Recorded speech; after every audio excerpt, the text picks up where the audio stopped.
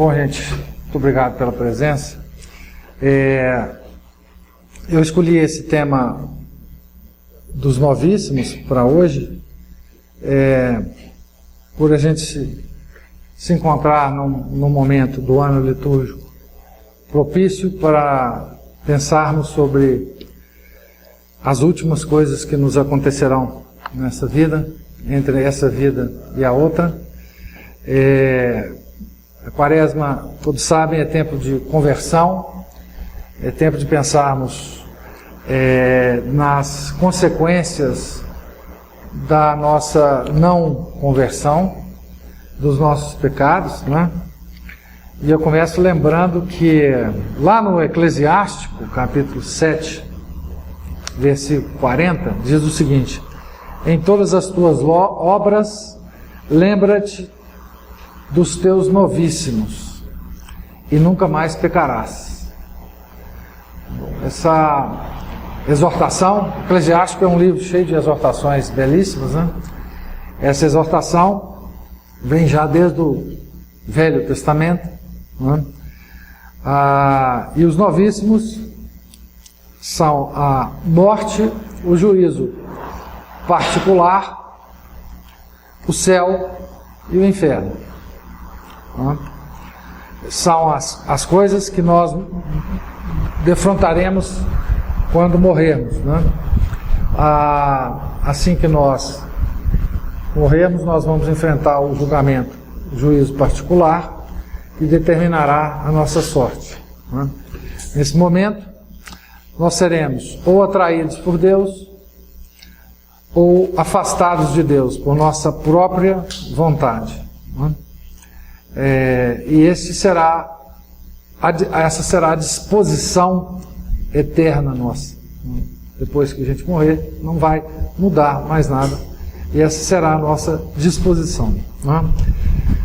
Bem, mas aí também tem uma fase temporária que é a mais provável que todos nós passaremos por ela, que é o purgatório. O purgatório é um estado temporário que nós, mesmo sendo atraídos por Deus, nos vemos impossibilitados de permanecer na presença dele por nossos pecados. Nós mesmos procuraremos nos afastar dele por nos acharmos indignos dele, e nós mesmos iremos para o purgatório. O purgatório é uma espécie de pré-céu. Lá nós não pecaremos mais, está garantida a nossa salvação. Portanto, existe uma felicidade também no purgatório imensa. Eu vou falar só das infelicidades hoje, mas existe uma felicidade muito grande no purgatório, que os santos dizem que ela só não é maior do que a felicidade do céu.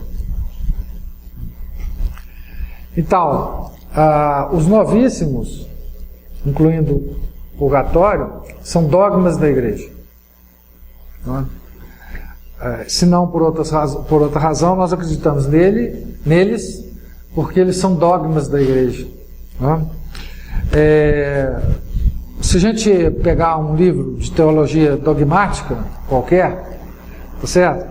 Ele vai listar os dogmas da igreja e a gente pode lá pescar 9 dogmas referentes aos novíssimos, né? Então vou só discriminá-los aqui.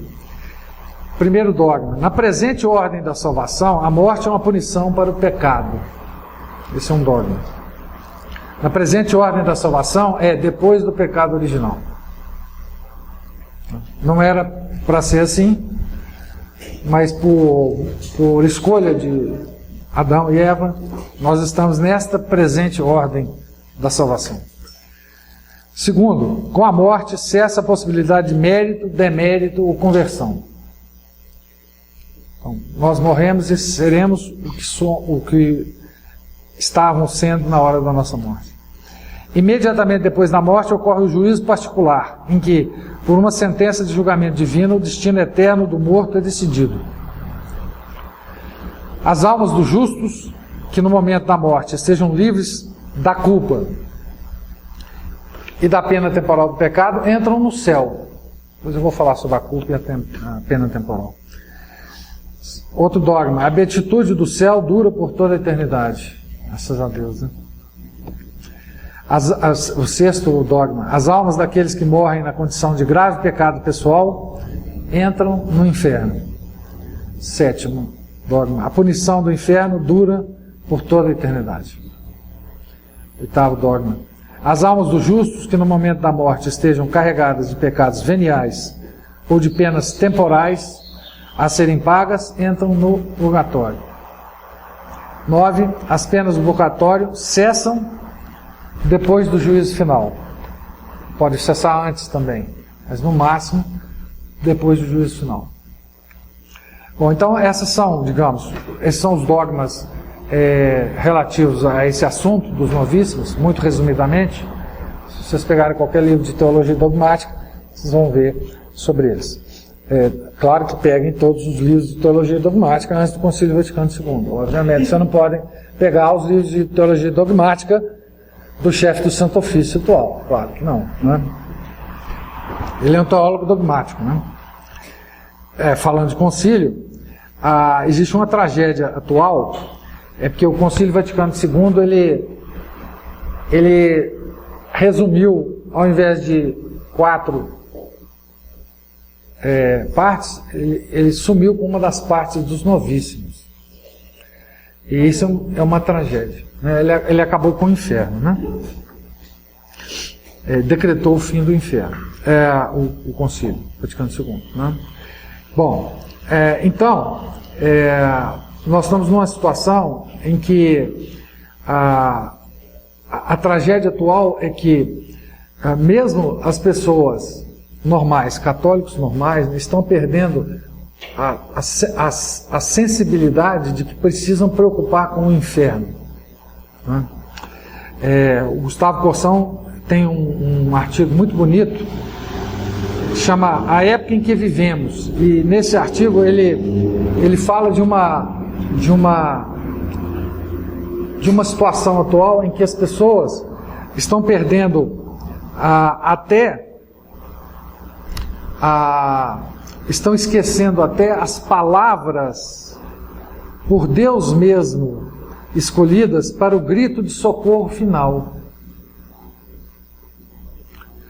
Porque Deus, na sua misericórdia infinita, pode reservar surpresas para os nossos pecadores na hora de nossa morte, né?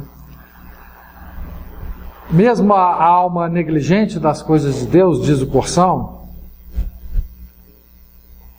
né, pode eventualmente conseguir uma graça especial de contrição perfeita na hora da morte. Mas essas almas hoje estão esquecendo as palavras que foram escolhidas por Deus para o grito de socorro. Tem uma história muito bonita aqui, contada pelo Monsieur de Ségur, no livro Inferno, que é de uma freira que vivia num mosteiro na França, que veio do judaísmo. E a mãe dela ficou inconformada dela ter se convertido ao cristianismo, ao catolicismo, e ela sempre rezava muito pela mãe. E a mãe morreu de repente. E não se tinha convertido ao catolicismo. E essa freira, então, passa a reclamar muito de Nosso Senhor, vai para o Santíssimo e fica reclamando dele. E em um determinado momento ele aparece a ela e diz: olha, eu ouvi as suas orações. Pensa que eu não ouvi as suas orações, não. E a sua mãe, eu dei a ela a graça da contrição perfeita. E na hora da morte, ela disse o seguinte, por isso que eu dei a ela está hoje no purgatório, etc. Ela disse o seguinte para o Nosso Senhor: eu me arrependo e morro na religião de minha filha. Isso é um tipo de palavra de socorro. Olha, eu quero morrer na religião da minha filha. Certo? Então essas palavras de socorro, as pessoas hoje, eu não digo os ateus, né, mas os próprios católicos estão perdendo por causa da tragédia conciliar. Tragédia Concílio Vaticano II, que resumiu os novíssimos em morte, juízo e céu.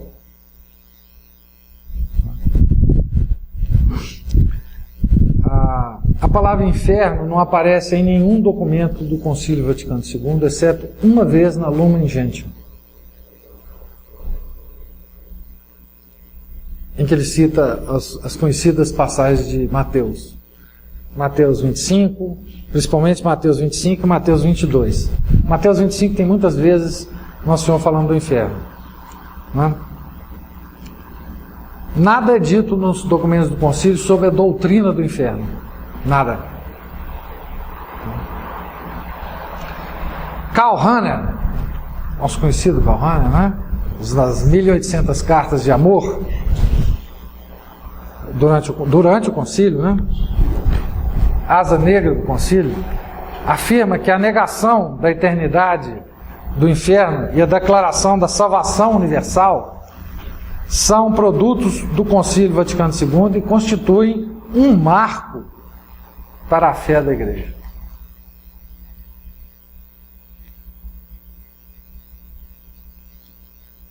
Jacques Maritain, amigo de Paulo VI, né? Afirmava que Satã será finalmente perdoado e colocado, pela intercessão de Jesus Cristo, na felicidade natural do limbo, junto às crianças que morreram sem o batismo. Afirma isso num livro póstumo. Essa heresia é muito antiga. Todas as heresias são muito antigas. As pessoas acham que elabora alguma coisa nova, né? Essa heresia ela foi afirmada por Orígenes, nada mais, nada menos que Orígenes, grande Orígenes. Como uma pessoa tão grande pode cair, né? Como uma pessoa tão grande pode cair. É uma grande lição para nós, né? Que achamos que sabemos muita coisa e por isso nós vamos nos salvar, né? Essa é uma antiga heresia, né? De que, no fim, o inferno não é tão eterno assim, né? Bom, depois os bispos da França, em 78, afirmaram o seguinte: o inferno é simplesmente um modo que Cristo concebeu para falar aos homens pouco evoluídos religiosamente. Nós evoluímos depois. Certo? Isso foi afirmado em os bispos da França, 78, por escrito. Vou ler mais para vocês aqui. Considerar que o inferno seja uma punição que Deus imponha sobre alguém que esteja consciente de suas faltas e que se negue dela se arrepender é inaceitável.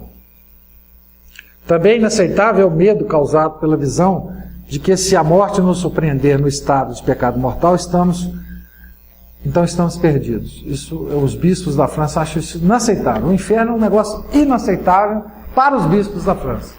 Eu ouvi um comentário no Fábio dizendo o seguinte, que a igreja antigamente, a igreja antiga, essa nossa igreja aqui, ameaçavam as pessoas com o inferno. Era uma ameaça para as pessoas. Uma forma de ameaçar. Isso mesmo. Quem ameaçou foi Nosso Senhor, né? Nosso Senhor que ameaçou. Várias vezes, vou ler aqui para vocês. A briga do promultis e por todos é isso, é a salvação universal. Ele morreu na cruz protestante. Morreu na cruz por mim, então. Protestante. Pois este é o cálice do meu sangue, do novo e eterno testamento, mistério de fé, que será derramado por vós e por muitos, em remissão dos pecados. Eles traduzem por todos. Essa é a grande discussão. Então, os documentos do concílio, os documentos pós-conciliares e a prática pós-conciliar dão sumiço do inferno. Nenhum padre hoje, com raras e honrosas exceções, fala em suas homilias sobre o inferno. Não é politicamente, o inferno é uma coisa que não é politicamente correta. Tá certo? Mas como o Monsieur Seguí, a última frase do livrinho dele, né, do inferno, a última frase do livrinho dele é assim: o grande missionário do céu é o inferno. O céu perdeu o missionário. Então nós leigos temos que falar do inferno. Se os padres não falam, se os bispos não falam, aliás, se fala ao contrário, né? Nós vamos ter que falar disso, né? Então, por isso é tão importante a gente fazer essa reflexão no início da quaresma, né? No início da quaresma, de 1874, o cardeal Manning, grande cardeal Manning, que veio lá do anglicanismo também, junto com o cardeal Newman, né? Fazia uma série de conferências. Ele dizia, desde a última quaresma, quantas almas que aqui estavam passaram por eternidade. E antes mesmo da próxima quaresma, quantas não estarão ante o grande trono do Altíssimo, antes de quarta-feira de cinza? Quantos de nós estaremos aqui? Né? Quem dentre nós será o primeiro a ser julgado? Entremos, pois, na quaresma como se ela fosse a nossa última. Comecemos esse tempo de conversão a Deus como se estivéssemos seguros de que outro não seria dado a nós. E lembra Mateus 3, versículo 8 e 10. Fazei, pois, frutos convenientes ao arrependimento. Já o machado está posto à raiz das árvores, e toda árvore que não dá bom fruto será cortada e deitada ao fogo. As Escrituras dão conta de que Deus esteve sempre muito preocupado em nos falar sobre o inferno. O inferno sempre foi uma coisa permanente nas Escrituras. O céu também, mas com muito mais insistência o inferno. E poucas vezes o purgatório. Poucas vezes o purgatório. Né? Deus veio ao mundo para nos salvar, para nos levar para o céu. Mas ele sabia exatamente com quem que ele estava lidando. Tá certo? Então ele falou muito mais do inferno para nós. Tá certo? Muito mais do inferno. No céu, a gente tem várias partes belíssimas da Escritura sobre o céu. Né? Primeiro foi Paulo, que diz em 2 Coríntios 12: conheço um homem em Cristo que há 14 anos, se no corpo ou fora dele não sei, mas Deus o sabe, foi arrebatado ao terceiro céu. E sei a respeito desse homem, se no corpo ou fora do corpo, não sei, mas Deus o sabe, que foi arrebatado ao paraíso e ouviu palavras inefáveis, que ao homem não é permitido proferir. Terceiro céu é porque no judaísmo, Paulo vem do judaísmo, né? Existiam 3 céus, né? O céu que a gente vê aqui na Terra, o céu da atmosfera, o céu das estrelas e o céu do paraíso, o céu sobrenatural.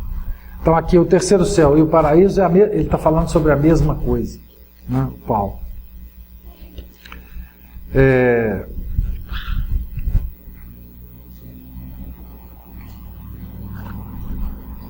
Depois tem a belíssima conversão do bom ladrão, uma das partes mais fortes, eu acho, do Evangelho, né, que Jesus diz: hoje estarás comigo no paraíso.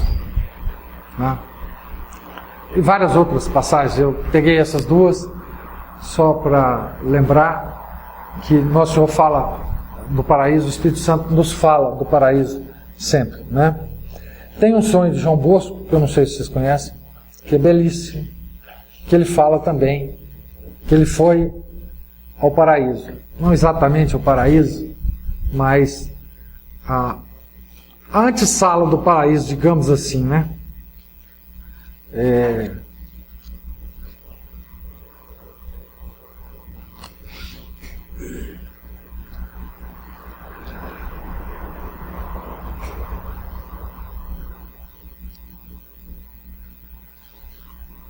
Deixa eu ver se eu encontro aqui.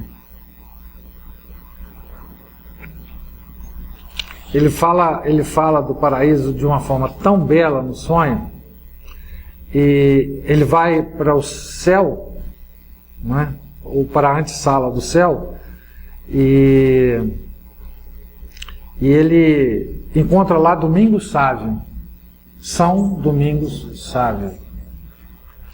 Domingos Sávio foi um menino que estudou num dos oratórios que ele formava, né? São João Bosco. São Domingos Sávio morreu muito novo, 15 anos. Né? E ele então vai receber o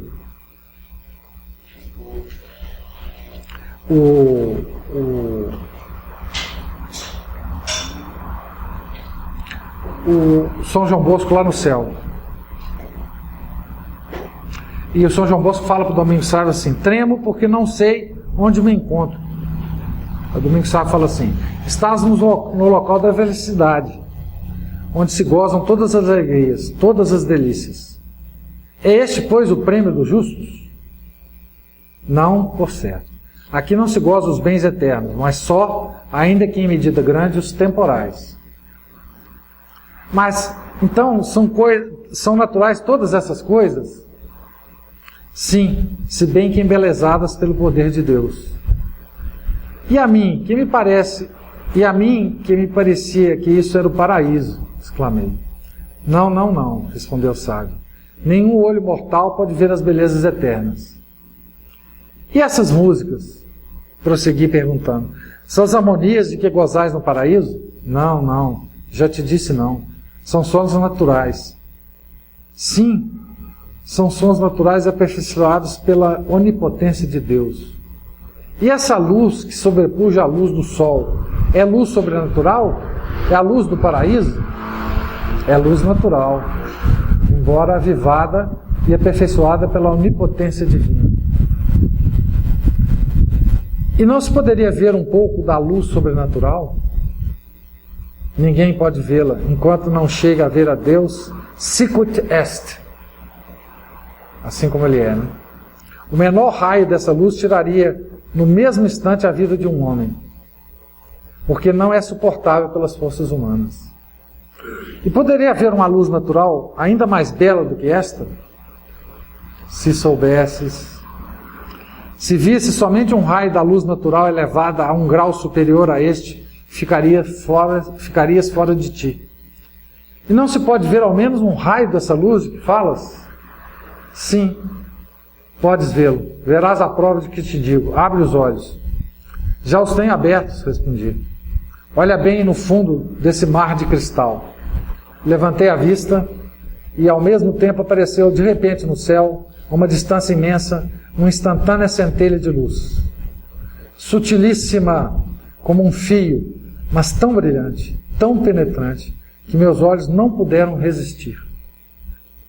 Fechei-os e lancei um grito tão forte que despertou o padre Lemoyne, que dormia num quarto próximo. Estava sonhando.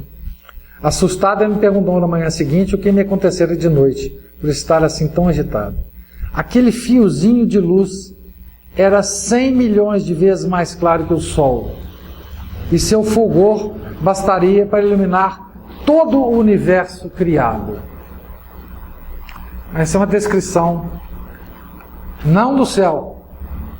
São João Bosco, mas estamos no céu? Não, estamos no céu ainda não. Certo? Então o céu é mais do que isso. O céu é mais do que isso. Certo? Mas eu quero falar do inferno e do purgatório hoje. O céu está muito longe. Se para o São João Bosco ainda não estava na hora. O inferno nas Escrituras. Bom, o inferno nas Escrituras, Jesus fala demais do inferno, porque ele sabia quem éramos nós, não é? Então ele fez bastante milagre, falou bastante do inferno. Mesmo assim o mundo está como está. O inferno é onde o seu verme não morre e o fogo não se extingue. O verme é um símbolo, um claro símbolo dessa terrível realidade que se chama danação, que é acompanhada do desespero. Esse desespero que nos evangelhos Nosso Senhor afirma, chama de verme que rói os condenados. Os vermes dos condenados são os remorsos, os desesperos. Depois nós vamos ver isso direitinho. Espero que vê aqui para não ver depois, né? O São João Bosco, ele vai ao inferno também, em sonho, e ele vê lá uma cena terrível, de desespero. De desespero. Ele estava no inferno e via as pessoas descerem a rampa para cair no inferno. Muitos dos meninos dele caindo no inferno. E ele... Professor, uma pergunta. É uma rampa, né? É uma rampa. Queres conhecer as inquietações e os furores das almas deles condenados? Aproxima-te um pouco mais, respondeu o guia, que estava guiando o São Deus. Dei alguns passos para a janela e vi que muitos daqueles miseráveis se golpeavam e feriam uns aos outros e se mordiam como cães raivosos. Outros se arranhavam o rosto, se laceravam as mãos, despedaçavam as próprias carnes e as atiravam pelo ar com desespero. De repente, o teto da caverna se tornou transparente como de cristal, e através dele se via um pedaço do céu, e as radiantes figuras de seus companheiros para sempre são. Esse é um desespero dos réprobos, porque eles sabem que existem os santos, e que eles estão na felicidade eterna. Esse desespero são os vermes que Nosso Senhor diz que nunca acabarão, nunca passarão de corroer os réprobos no inferno.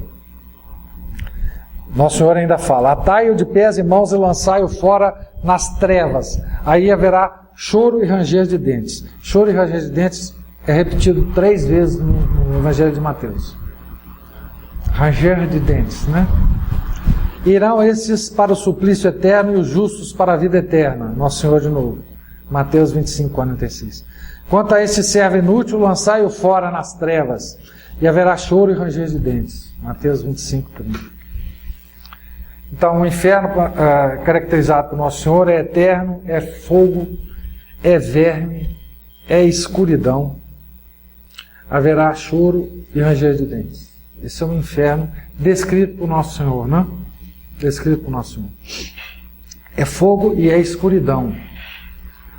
É um fogo que queima, mas é escuro. Eu não sei se vocês conhecem. Bem, as Escrituras e os dogmas da igreja são parte da revelação. Nós temos também a tradição, nós católicos, temos a tradição, e nós temos uma grande variedade de revelações particulares. A revelação geral acabou com o último apóstolo, não é? Mas nós temos uma grande quantidade de revelações particulares sobre o inferno e o purgatório. Dentre essas é que eu acabei de ler. Nós católicos somos obrigados a acreditar nos sonhos de João Bosco? Não. Não somos obrigados. A igreja não nos obriga a acreditar em revelações particulares. Tá certo? Mas são tantas as revelações que é absolutamente imprudente não acreditar nelas. Também elas são coerentes Entre si e com a Escritura e com a tradição. Tá certo? Então, a igreja não nos obriga, mas a razão nos obriga. A razão nos obriga. E a prudência católica nos obriga, né? E a caridade nos obriga. Vindo de quem vem essas revelações, tão coerentes como são, elas todas têm um sentido muito claro de ser a permissão que Deus dá a algumas almas de terem contato com essas realidades e nos falarem sobre elas, né? Então, os santos e várias outras formas Deus usa para nos alertar. Existe um documento chamado Carta do Além. Não sei se vocês conhecem. Carta do Além é uma carta que foi lida em sonho por uma freira que estaria recebendo essa carta de uma amiga de juventude, de infância, que morreu e estava condenada. Essa carta passou por um crivo de teólogos dogmáticos pré-conciliares, e esses teólogos afirmaram que essa carta tem todas as características de uma revelação autêntica, particular. Certo? Essa Carta do Além é impressionante. Tem lá no blog, se vocês quiserem depois ver, ela revela o sofrimento das almas no inferno. Eu vou ler algumas coisas aqui rapidamente. Tudo se nos torna tormento. Cada conhecimento recebido ao falecer, cada lembrança da vida e do que sabemos, se transforma numa flama incandescente, é o verme. E todas essas lembranças nos mostram aquele medonho lado que fora uma graça que desprezamos. Como isso atormenta! Não comemos, não dormimos, nem andamos com as pernas. Espiritualmente acorrentados, nós, réprobos, fitamos estarrecidos na nossa vida falhada, uivando e rangendo os dentes, atormentados e cheios de ódio. Ouves tu, bebemos aqui ódio como água. Odiamo-nos mutuamente. Mais do que tudo, odiamos a Deus. Essa é o verme do inferno. Há muitas outras coisas. O crente, furiosa, eu te digo aqui, que contempla, meditando, Cristo estendido na cruz, o amará. Toda vez que ela fala coisa boa, ela odeia estar falando coisa boa, esta alma. Mas ela fala que ela está sendo obrigada a fazer isso.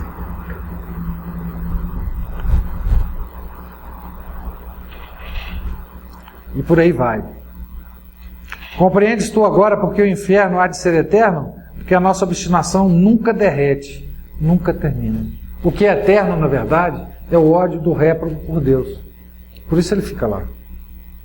Agora, Deus se nos torna misericordioso, porque não nos obriga a nos aproximar dele, porém a ficarmos nesse lugar distante do inferno, diminuindo-nos o tormento. O inferno é lugar de misericórdia de Deus, porque lá eles ficam melhor do que se estivessem na presença de Deus. Cada passo mais perto de Deus dar-me-ia maior sofrimento do que a ti um passo mais perto de uma fogueira. Esse é o sentimento dos réprobos, tá certo? Bom, esse é o lugar que todos nós deveríamos evitar, não é isso? E espero que nunca nós tenhamos que ir para esse lugar, tá certo? O purgatório é também uma coisa que está nas Escrituras, apesar dos protestantes. O Lutero excluiu até um livro dos livros da Escritura, porque lá fala no purgatório, né? Não só os judeus, como os primeiros cristãos, sempre rezavam pelos mortos, né? No livro de Macabeus, no segundo livro de Macabeus, tem uma explícita referência à oração pelos mortos. Portanto, eles acreditavam num lugar onde os mortos pudessem receber as orações, se beneficiar delas, que não era o inferno, obviamente, porque lá ninguém se beneficia de oração. Existem passagens também em Mateus 12:32, que Nosso Senhor fala sobre e aquele que falar contra o Filho do Homem ser-lhe-á perdoado, mas a quem falar contra o Espírito Santo não lhe será perdoado, nem neste século, nem no futuro.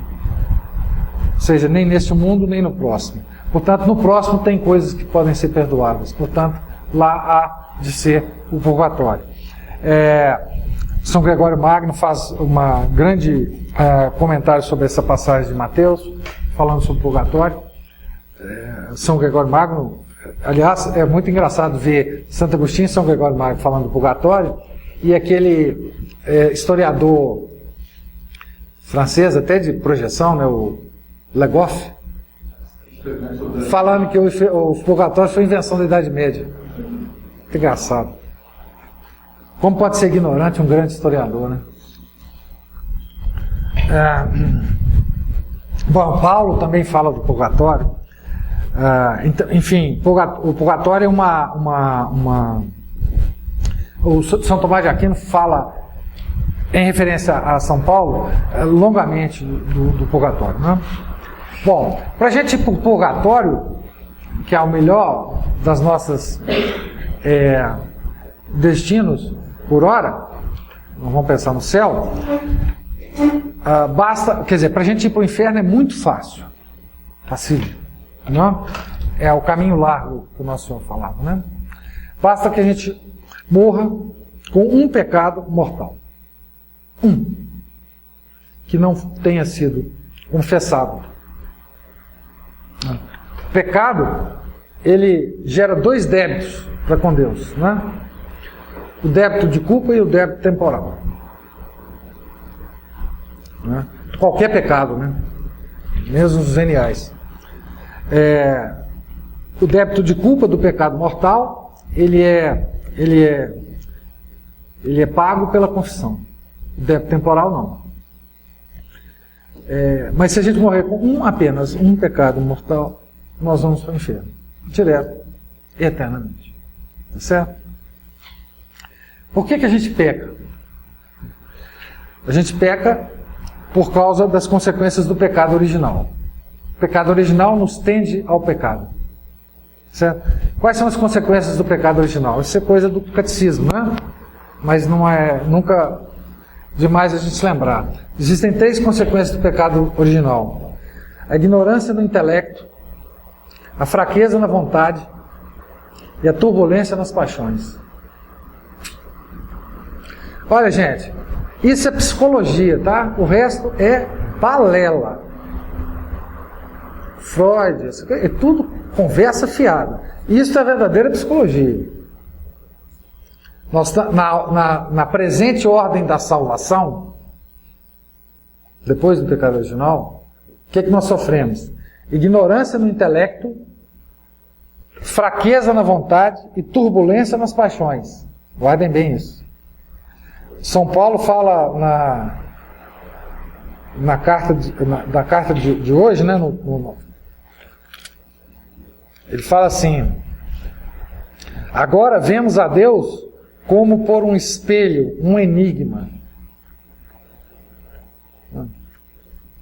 Adão não, Adão via Deus mesmo, né? Então, essa ignorância do intelecto, a fraqueza na vontade, a turbulência nas paixões nos leva sempre ao pecado. O que é pecado mortal? Pecado mortal precisa envolver matéria grave, material ou moral. Pleno conhecimento do intelecto e pleno consentimento da vontade. Matéria grave, pleno conhecimento do intelecto e pleno consentimento da vontade. Isso é pecado mortal.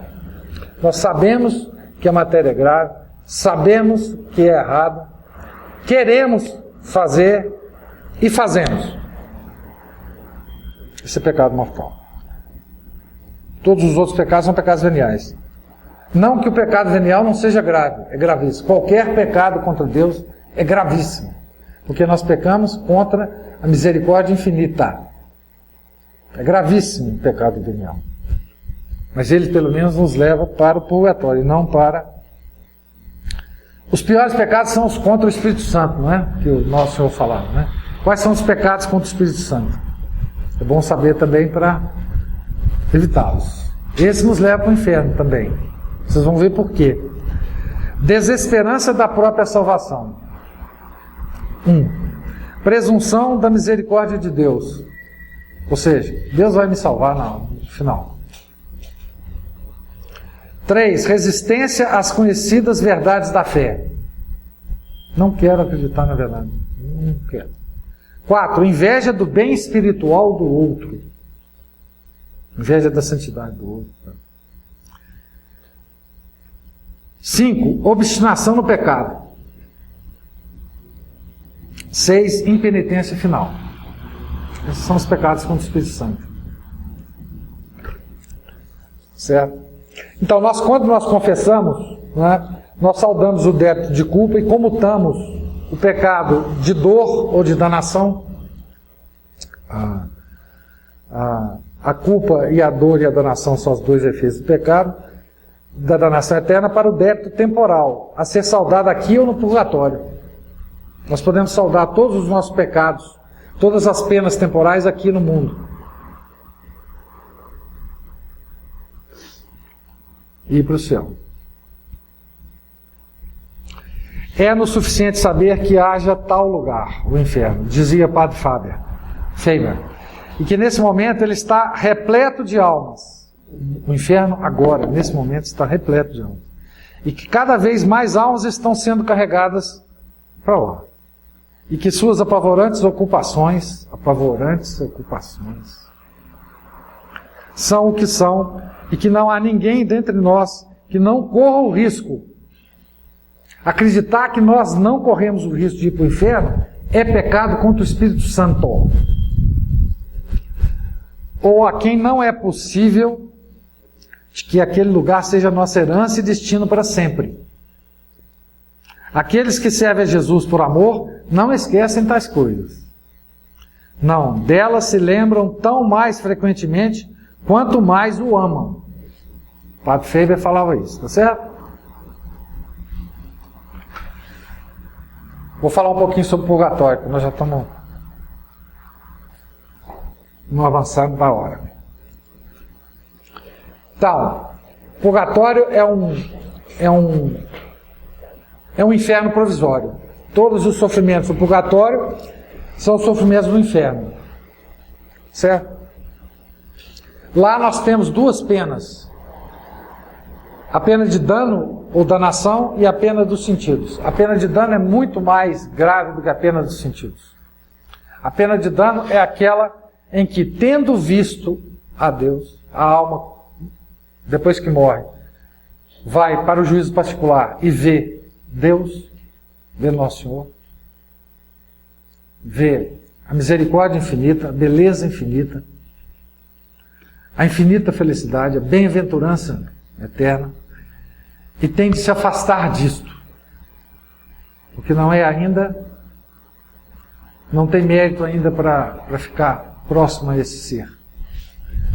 E portanto, este é a pior pena do inferno.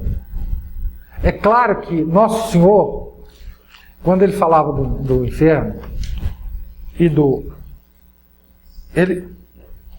mesmo os santos, quando falam do purgatório, eles falam sobre isso, mas eles dão muito mais ênfase à pena dos sentidos, porque eles também sabem com quem estão falando. A pena dos sentidos é aquela que atinge diretamente aos nossos 5 sentidos. Certo? E dentre essas se sobressai o fogo e o gelo. O fogo eterno, o fogo do purgatório é o mesmo fogo do inferno, é um fogo que queima sem consumir. Não é?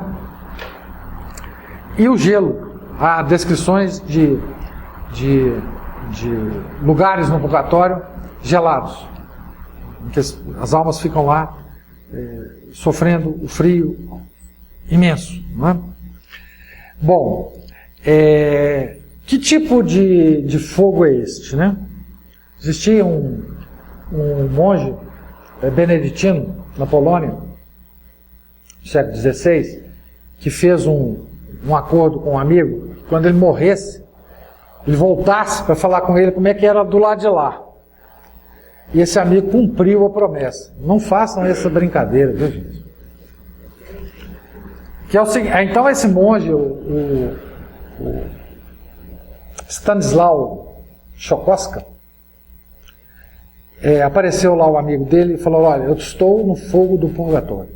Mas como que é isso? Eu falei: não adianta eu te explicar, porque você não vai saber. Mas me mostra como é que é. Pelo menos, ele falou: não, você não vai suportar o sofrimento. Mas só um pouquinho. Eu falei: pô, tá bom. Estende a sua mão. Então esse monge estendeu a mão e ele pingou na mão desse monge uma gota de suor dele. Quando a gota caiu na mão desse monge, ele, de tanta dor, desmaiou. E adoeceu. Ficou 1 ano doente. E morreu. Não suportou o sofrimento. Certo. Todos os santos são unânimes em afirmar que é inimaginável a dor do fogo, do inferno ou do purgatório. E a duração do purgatório? Essa é uma preocupação que a gente pode ter e deve ter. Tem um cálculo. Alguém fez um cálculo disso, acredita?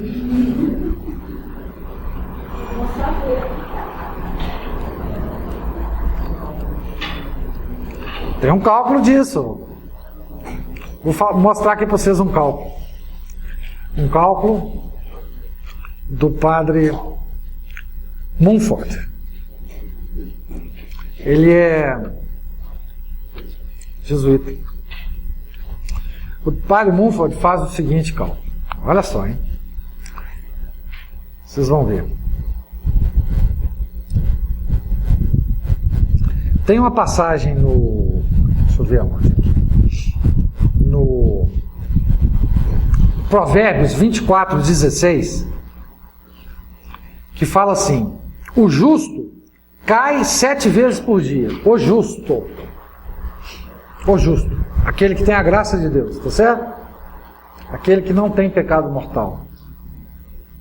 Aquele que se confessou, comunga, o justo. Cai 7 vezes por dia. Significa, comete o pecado 7 vezes ao dia, tá certo?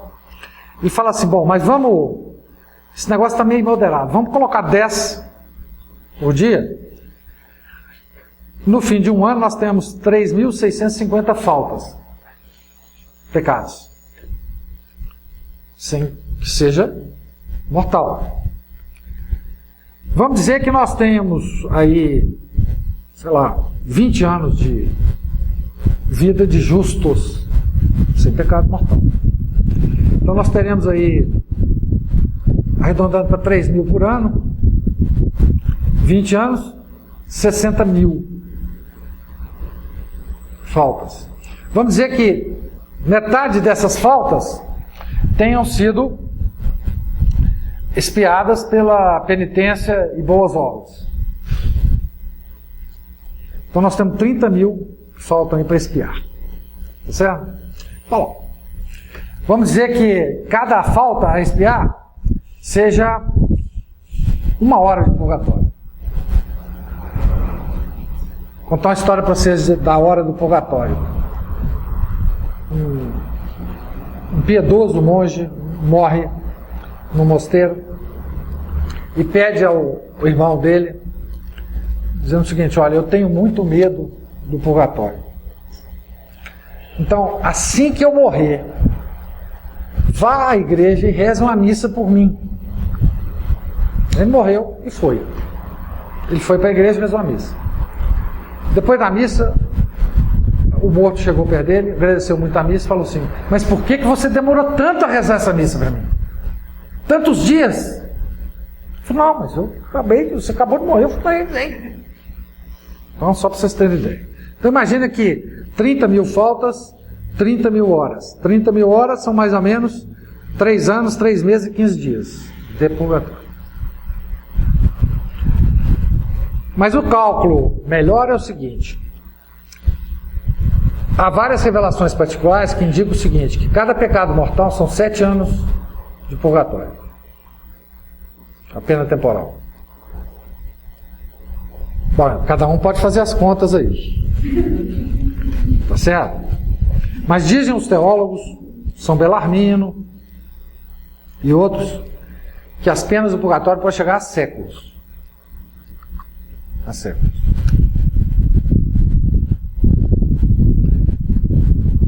Vou contar uma história para vocês aqui de um santo, Santa Lutgarda. Já ouviu falar da Santa Lutgarda? Santa Lutgarda é uma mística fabulosa. Recebia muitas mensagens das almas do purgatório. E ela recebeu uma mensagem extremamente perturbadora. Logo depois que o Papa Inocêncio III morreu, apareceu para ela. O Papa Inocêncio III foi um dos maiores papas que já existiram. Lutou contra várias heresias, foi o Papa do 4º Concílio de Latrão, Concílio de 1215. Lutou contra as heresias dos cátaros, etc. Século XIII. E ele disse que tinha sido colocado no purgatório e que ia ficar 100 anos no purgatório. Papas, Inocêncio III. E que pedia a ela, Nossa Senhora tinha permitido que ele aparecesse a ela pedindo missas, etc. Ela acabou fazendo e ele acabou reduzindo muito essa estada, tá certo? Papa Inocêncio III. A severidade com que Deus encara os nossos pecados é tremenda. É tremenda, tá certo?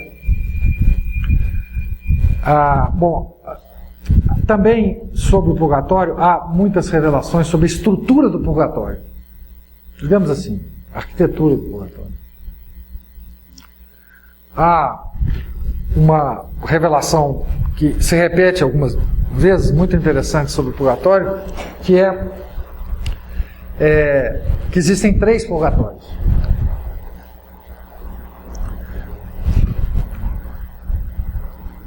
O do fundo, o do meio e o de cima. O do fundo é pertinho do inferno. As almas são os maiores sofrimentos. São as almas que quase foram para o inferno, que por pouco não foram para o inferno, estão nesse purgatório. Ficam por um tempo que tiver que ficar. Tem o purgatório do meio. Nesse purgatório inferior, eles não veem ninguém, exceto eles mesmos. O purgatório do meio, já eles recebem visitas dos anjos da guarda, de Nossa Senhora e de São Miguel. Eles veem, São José também. Eles veem, né? As almas dizem, as revelações dizem que tem um documento chamado Manuscrito do Purgatório. Já ouviram falar? Fantástico. Fantástico.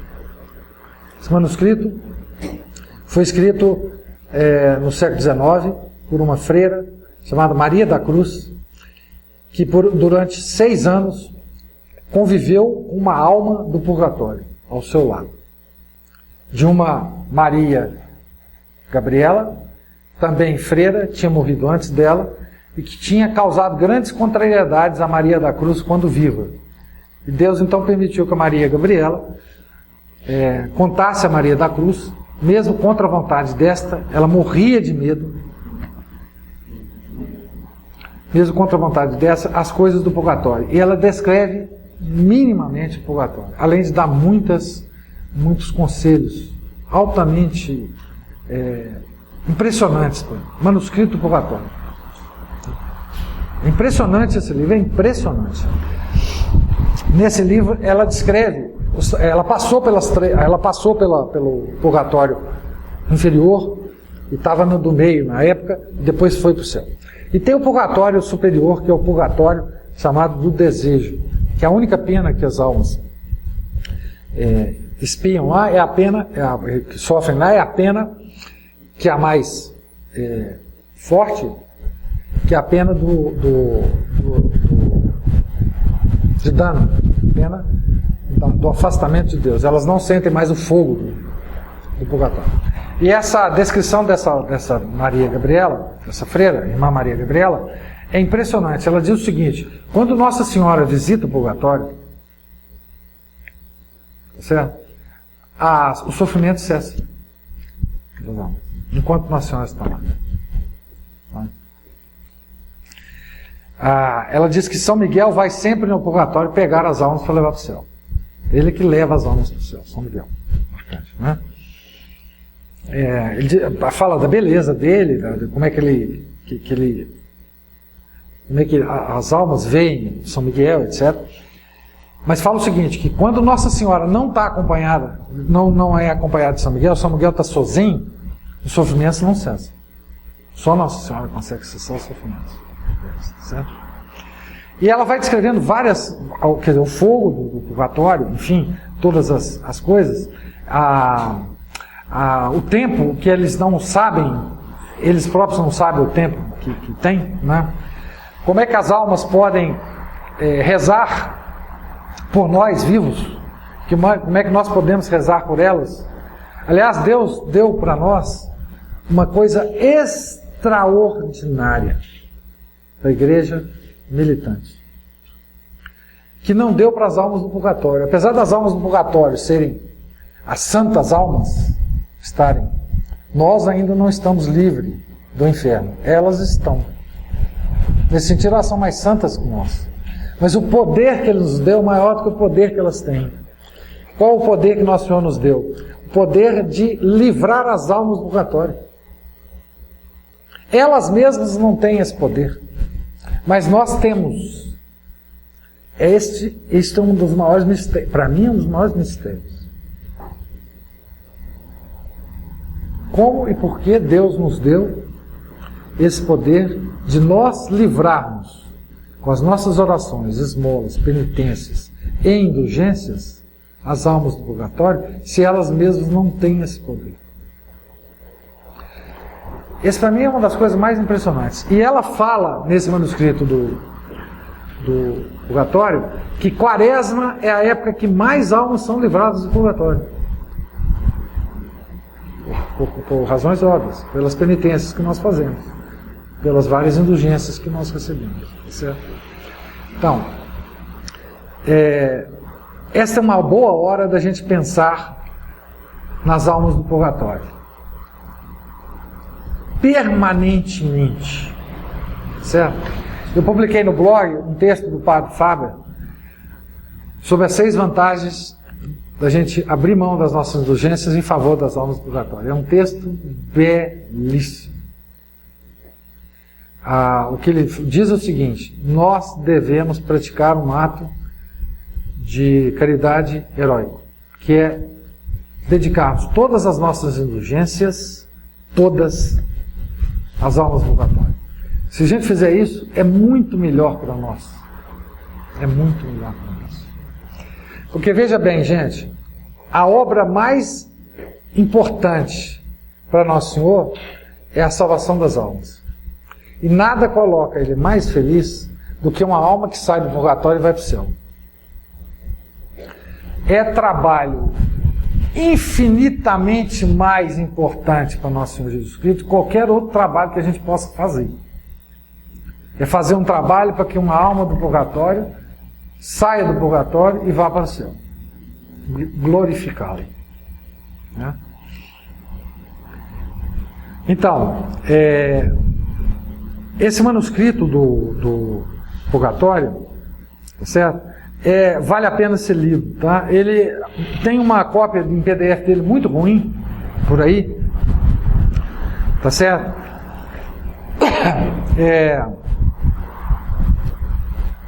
Mas dá para ler, certo? Eu vou tentar ver se eu arrumo esse manuscrito direitinho.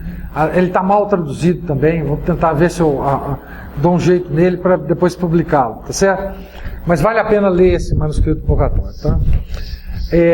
E eu gostaria de terminar essa palestra dizendo a vocês o seguinte: nós estamos no início da Quaresma, o ano litúrgico é uma forma que Deus nos se serve para nos ensinar as grandes verdades que ele quer. O passo do ano litúrgico é uma das coisas mais impressionantes que existem como forma didática para a gente aprender as coisas, tá certo? É tanto que o demônio, ele tenta destruir o passo do ano litúrgico. Na Revolução Francesa, a primeira coisa que ela fez foi destruir o ano litúrgico. O passo do ano litúrgico. O passo do ano litúrgico é o passo que anualmente a gente renova, e é uma renovação do caminho nosso para o céu. Para o céu. Certo? Então, agora é quaresma. Certo? Então, vamos viver a quaresma como a igreja quer que a gente viva a quaresma. Não é brincadeira isso. Certo? A igreja não faz isso de brincadeirinha. Ela não quer apavorar ninguém. Nosso Senhor não queria maldosamente apavorar ninguém, mas bondosamente apavorar até a nossa última gota de apavoramento possível. Que é para a gente não ir para o inferno. Certo? E o trabalho mais importante nosso em relação ao purgatório é salvar as almas do purgatório enquanto a gente é igreja militante. Nós temos um dever com a igreja padecente. É muito importante. Nós temos o dever de salvar as almas do purgatório. E é importante que a gente faça isso, porque cada vez menos pessoas sabem do purgatório, se interessam pelo purgatório e rezam pelas almas do purgatório. Eu fico pensando, lendo as revelações dos santos, quantas vezes as almas se achegavam a grandes santos. Tem uma santa do século XIX, Santa Gema Giovanni. Pois é, mas e agora? E as santas? Será que tem santas hoje nos conventos?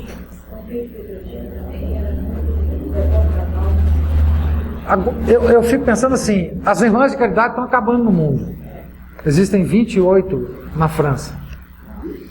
As irmãs de caridade. Tá certo? Os conventos estão começando a ficar vazios.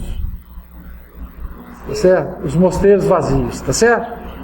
Como as almas vão fazer? A quem elas vão se chegar? Quem vai rezar por elas?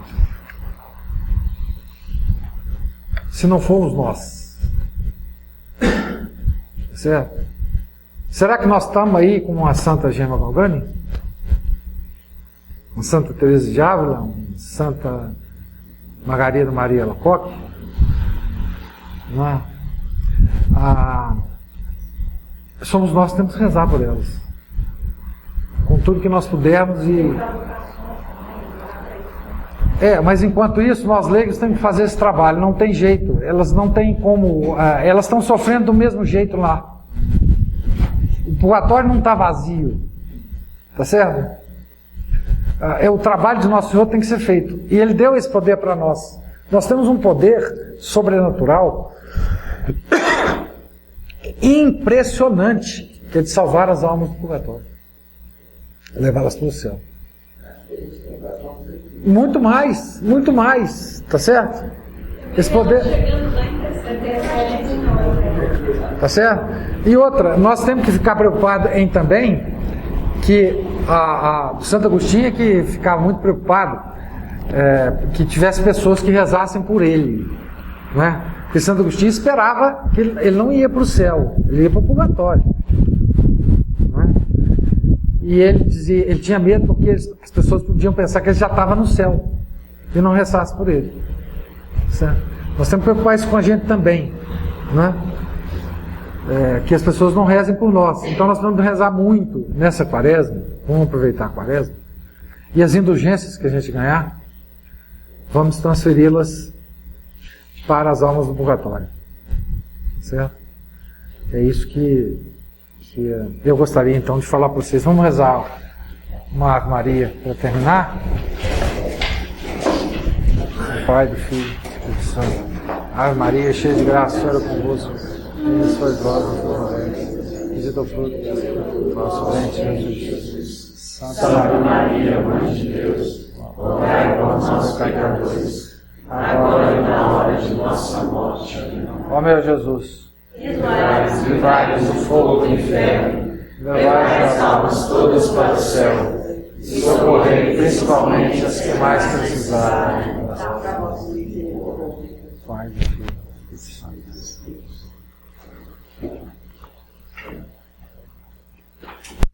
Salve Regina,